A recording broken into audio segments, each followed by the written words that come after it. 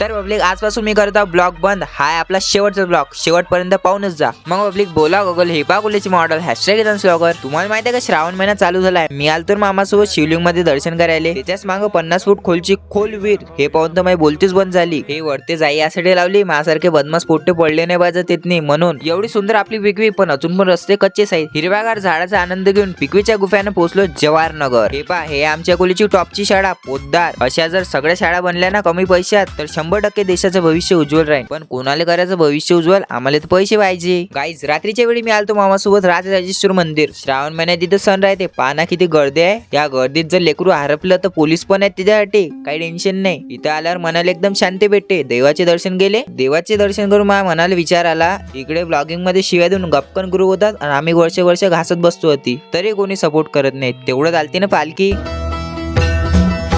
मामा सोबत मी निघालो पुढे. एवढी गर्दी की काय सांगाव गाईस. देवीचं दर्शन करून आजचा ब्लॉग इथे सेंड करतो. तर पब्लिक 245 दिवस कन्सिस्टंट ब्लॉग टाकला तरी मला ऑडियन्स समजले नाही. त्यासाठी मी घेताव काही दिवसाचा गॅप. चला लवकरच कमबॅक थाटात करणार. #ब्लॉगर काजूनच दाखवणार. भेटू मग लवकरच.